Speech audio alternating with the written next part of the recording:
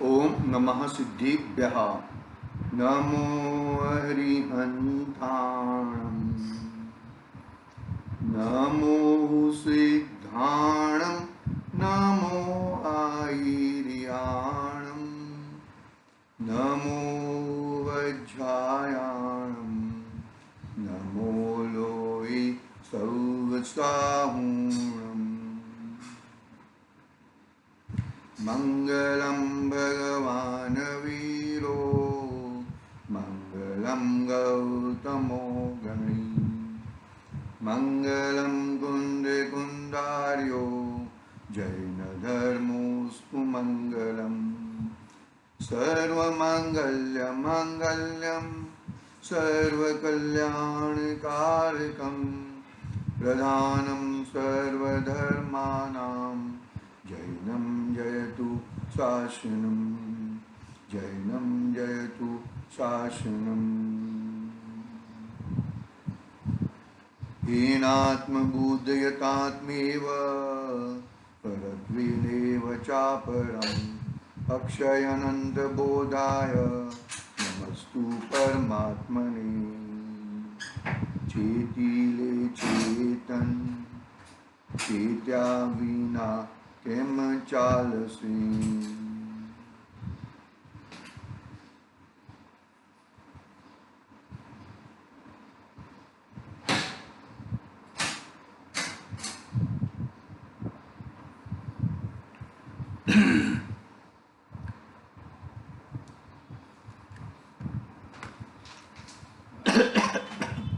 समाधि तंत्र आचार्य पूज्यपाद स्वामी का महान ग्रंथ अपने सामने विराजमान है। विक्षिप्तपना और अविक्षिप्तपना पहले आया था ना, अंतर्जल्प और बहिर्जल्प, बरोबर है। उसको सही मायने में समाधि कही।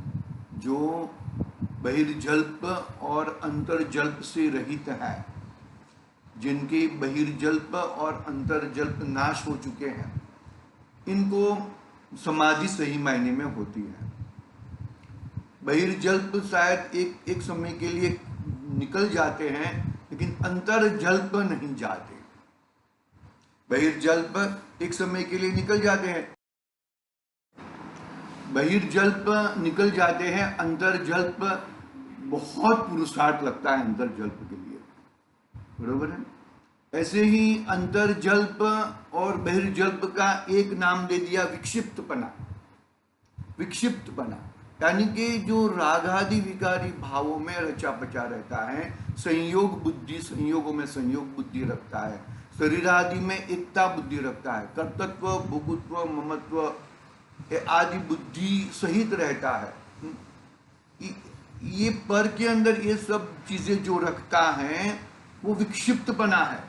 अपना आत्म स्वभाव को नहीं देख पाएगा। उपयोग तो एक ही है, अपने उपयोग में वो सब पड़ा हुआ है, तो वो सब पड़ा हुआ है तो वही वन बाय वन आते रहता है, और अपना भगवान आत्मा नहीं आते रहता है। समझ में आया ना। तो कहने का भावार्थ यहाँ पर आचार्य देव ये कहना चाहते हैं कि अंतर्जल्प और बहिर्जल्प से विमुक्त होके, अंतर्जल्प और बहिर्जल्प को छोड़कर, अंतर्जल्प और बहिर्जल्पों को भगाकर विक्षिप्तपना छूटेगा। विक्षिप्तपना छूटेगा यानी कि तेरा उपयोग उपयोगवान में प्रतिष्ठित होएगा, उपयोग उपयोगवान से मिलेगा, ज्ञान ज्ञान में प्रतिष्ठित होएगा। 130 नंबर की गाथा का यहाँ पे कोटेशन दिया है विशेष स्पष्टीकरण में। तो अविक्षिप्तपना यानी कि मैं ज्ञान स्वभावी आत्मा हूं, मैं दर्शन ज्ञान चारित्र वाला अनंत गुणों का धारी हूं, अखंड एक आत्मा हूं, मैं ज्ञायक हूं। मैं ये जो पकड़ में आता है तब, अरे ज्ञान की एक समय की पर्याय, बाहर घूमने को नहीं जाते हुए अपने ज्ञायक स्वभावी आत्मा को देखती है, जानती है, समझती है, सम्मिलती है, तो वो ही ज्ञान ज्ञान में प्रतिष्ठित हो गया। वो बात है कि विशेष स्पष्टीकरण अपना गाथा कर्मा 37 चल रहा है। हाँ, विशेष स्पष्टीकरण शुद्धात्मा की बारंबार भावना से ज्ञान के संस्कार उत्पन्न होते हैं। उनसे मन राग द्वेष रहित होकर समाधि में स्थिर होता है। देखो, शुद्धात्मा की बारंबार भावना से, शुद्धात्मा की बारंबार भावना से ज्ञान के संस्कार उत्पन्न होते हैं। उनसे मन राग द्वेष रहित होकर समाधि में स्थिर होता है। उनसे मन राग द्वेष रहित होकर समाधि में स्थिर होता है। क्या हुआ? मतलब अंतर जल्प और बहिर्जल्प की जो बात की ना, वो रूप से अपने समाधि में स्थिर होता है। आगे आ गया था अंतर जल्प और बहिर्जल्प। देखो, मैं शुद्ध ज्ञान स्वरूपी परमात्मा हूं, मैं शुद्ध ज्ञान स्वरूपी परमात्मा हूं। शरीर मन वाणी रूप ये मैं नहीं हूं, मैं उनसे भिन्न हूं। अरे ये विकल्प भी मेरे नहीं है, यहां तक जाना है। विकल्प में भी मुझे ऐसा विकल्पातीत से नहीं माना। विकल्पातीत तो कब तक होंगे? जब मैं ज्ञान में ज्ञान प्रतिष्ठित हो जाएगा तब निर्विकल्पता आएगी। उपयोग मान में स्थिर हो जाएगा तब निर्विकल्पता आएगी। लेकिन ये निर्विकल्पता के आने का आगे की पुरुषार्थ है, आगे का ऐसा पुरुषार्थ है कि भी मैं ये नहीं हूं, मैं वो, अरे वो ठीक है, लेकिन मैं क्या हूं उसको पकड़ने की मेन बात है। देखो, शरीर मन वाणी रूप मैं नहीं हूं, मैं उनसे भिन्न हूं, ऐसी भावना बारंबार भाने से उसके संस्कार दृढ़ होते हैं और वैसे संस्कारों से चैतन्य स्वरूप में स्थिरता प्राप्त होती है। वैसे संस्कारों से चैतन्य स्वरूप में स्थिरता प्राप्त होती है। एक ग्रंथ का 28 नंबर का श्लोक में ये बात कही है। हम देख लेते एक सेकंड जरा, 28 नंबर का श्लोक कैसे कही, क्या बात कही यहाँ पर। देखो, हाँ, मैं ही परमात्मा हूं, मैं ही वह परमात्मा हूं, हो जब दृढ़ संस्कार इन दृढ़ भावों से बने निश्चय उस आकार। मतलब ऐसा दृढ़ भावना से, ऐसी दृढ़ भावना से मेरा काम होएगा। पुरुषार्थ भाई, पुरुषार्थ ही तेरे पास साधन है और कोई साधन नहीं है। कोई किसी को तुझे जुदा नहीं करा, वो जुदे हैं, सब जुदे हैं। जुदे को जुदा देखना है, तुझे जुदा करना नहीं है। दाल और फोतरा जुदा नहीं करना है, वो जुदे ही है, जुदे हैं, उसको जुदा देखना है। मुफगुली और भूला जुदे जुदे ही हैं, उसको जुदा देखना है। ये ठीक उसी तरह ऐसा ही है। एक क्षेत्रावगा शरीर और आत्मा एक क्षेत्रावगा है, एक क्षेत्रावगा है, लेकिन उनको दोनों को जुदा जुदा देखने की कला और पुरुषार्थ तुझे खिलाना है। इसलिए ज्ञान संस्कार समाधि का कारण है और अविद्या का संस्कार है, असमाधि का कारण है। क्या हुआ?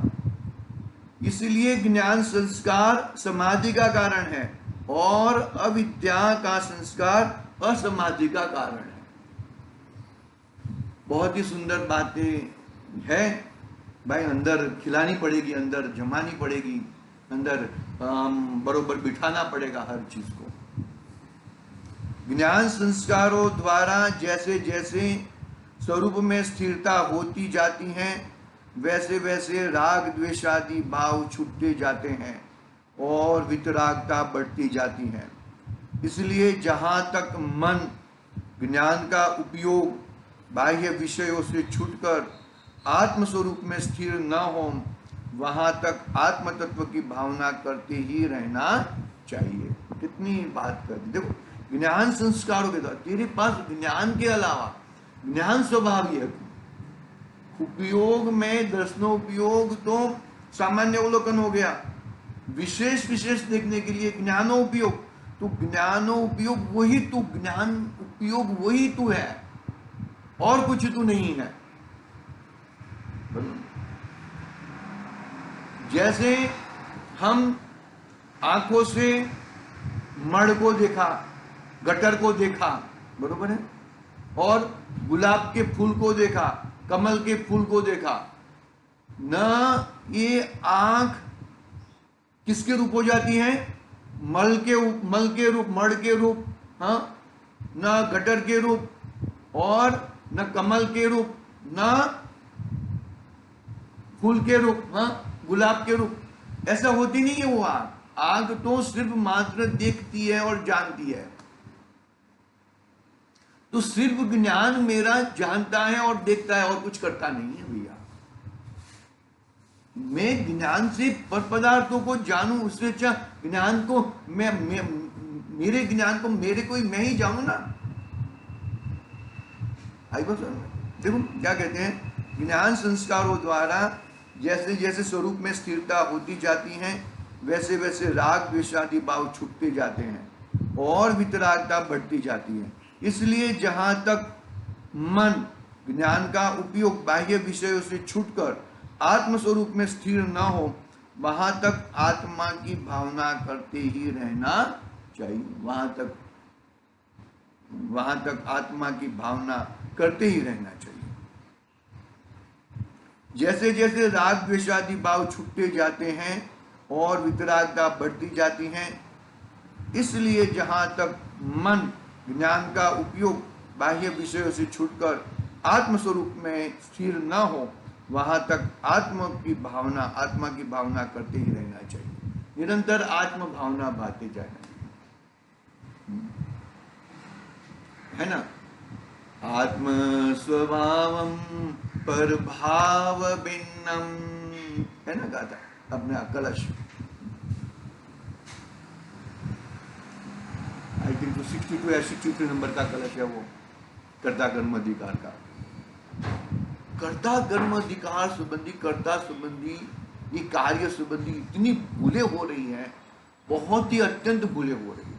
हर समय हर घड़ी बस वो वैसा ही, ये इसका मैं करता हूँ, ये मेरा कार्य, इसका मैं करता हूँ, इसका ये मेरा कार्य, निरंतर उस तरह की भूले करते रहता है जी। हाँ, कलश अभी 130 नंबर का जो ज्ञान में प्रतिष्ठित है वो कलश यहाँ पर है। पढ़ता हूँ मैं यहाँ से। भावये द्वे द्व विज्ञान मेदमच्छिन्न धारया तावधा पराच्युत्या चयुक्ता ज्ञानम ज्ञाने प्रतिष्ठति। क्या कहते थे भाई, वो थोड़ा राग बिठाना पड़ता है, संस्कृत है, प्रैक्टिस करनी चाहिए भाई। संस्कृत पढ़ने के लिए पहले प्रैक्टिस करनी चाहिए। मैं खुद नहीं कर पा रहा हूँ लेकिन उसको एक एक शब्द को बिठाना पड़ता है। यदि संस्कृत में थोड़ा बहुत भी आगे पीछे बोलना हो गया ना तो अर्थ के अनर्थ हो जाते हैं। सही उच्चारण कर लेना, मेरा उच्चारण थोड़ा गलत था, फिर भी देख लेना। यह वेद विज्ञान अविच्छिन्न धारा के अर्थात जिसमें विच्छेद न पड़े ऐसे अखंड प्रवाह रूप से वहां तक भाना कि जहां ज्ञान प्रभावों से छूटकर ज्ञान में ही अपने स्वरूप में ही ठहर न जाए। एक बात सुनिए, हाँ, क्या करते हैं यहाँ पर, वो घर पे लेडीज लोग बनाती है ना, वो क्या बोलते हैं, मोतीचूर बनाते हैं या मोहनथाल बनाते हैं या जो भी बनाते हैं, वो क्या है, जब तक वो लगा देते थाली में तो जब तक वो जम न जाए तब तक हिलाने का नहीं भाई। नहीं हिलाओगे तो गड़बड़ हो जाएगी, इधर उधर चला जाएगा, इधर उधर चला जाएगा। तुम उसको शांति से उसको 10 मिनट एक अंतर मुहूर्त के लिए बैठ जाओ भैया। कितना जबरदस्त बात है भैया। अपने स्वभाव में एक अंतर मुहूर्त के लिए बैठ जाओ, पुरुषार्थ करके ज्ञान को ज्ञान में प्रतिष्ठित होने दो भैया। बहुत ही महत्वपूर्ण बात है, बहुत ही सुंदर बातें हैं भैया ये। यहां ज्ञान का ज्ञान में ठहरना 2 प्रकार से जानना। देखो विशेष स्पष्टीकरण करते हैं। 130 नंबर का भावार्थ पढ़ रहे हैं यहाँ पर, 130 नंबर कलश का, सम्यसार ग्रंथाधिराज का। यहाँ ज्ञान का ज्ञान में ठहरना दो प्रकार से जानना। एक तो मिथ्यात्व का अभाव होकर सम्यक ज्ञान हो और फिर से मिथ्यात्व न आवे। वाह, फिर से मिथ्यात्व न आवे तब ज्ञान ज्ञान में ठहरा कहलाता है।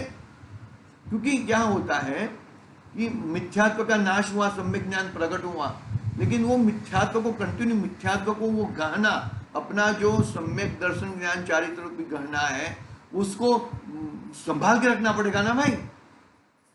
क्यों अंतर्मुहूर्त का वो कहा? यदि तुम अपने गहने को नहीं संभाल के रखोगे तो गड़बड़ हो जाएगी ना। ज्ञान ज्ञान में ठहरा कहलाता है। दूसरे, जब ज्ञान शुद्धोपयोग रूप स्थिर हो जाए और फिर अन्य विकार रूप न परिणमे तब ज्ञान में ठहर गया कहलाता है। कितनी सुंदर बात, समझ में आई बात को भाई? पुरुषार्थ बहुत ही अंतिम समय तक पुरुषार्थ करना है। जब तक ज्ञान ज्ञान में प्रतिष्ठित ना हो जाए, यानी कि केवल ज्ञान प्रकट ना हो जाए, पकड़ना बात को भाई। बहुत ही बड़ी जिम्मेदारी दी है आचार्य देव ने। ये जिम्मेदारी अपनी है। आचार्य देव तो जिनवाणी माता के आधार से, जिनवाणी माता से अपने को मालूम पड़ गया, लेकिन वो चीज को हमें देखो, जहां तक दोनों प्रकार से ज्ञान ज्ञान में ठहर न जाए, ज्ञान ज्ञान में न ठहर जाए, वहां तक वेद ज्ञान की भावना करना, वेद ज्ञान की भावना करना। कब तक वेद ज्ञान करते रहे हम? तो आ गया जवाब उसका, जब तू ज्ञान ज्ञान में प्रतिष्ठित न हो जाए, 16 वलय का सुवर्ण जब तक प्राप्त न हो जाए, तब तक उसको आग देते रहना, आग देते रहना, आग देते रहना। जब तुझे 16 वलय का सुवर्ण प्राप्त हो गया, फिर उसकी कोई जरूरत नहीं है, फिर ज्ञान ज्ञान में प्रतिष्ठित हो गया भैया। निरंतर यही भावना भानी पड़ेगी, निरंतर हर समय कि मैं ज्ञान स्वभावी आत्मा हूं, मैं जानने देखने वाला हूं, मैं राग द्वेष आदि करने वाला नहीं हूं। इस श्लोक में स्वतः शब्द इस अर्थ का सूचित करता है कि जीव स्वयं, स्वतः यानी कि जीव स्वयं अपने सम्यक पुरुषार्थ से अपने स्वरूप में स्थिर होता है, अन्य किसी कारण से नहीं होता, और कोई कारण से नहीं होता। आगे की बात कल करेंगे। आज के लिए ओम नमः सिद्धे।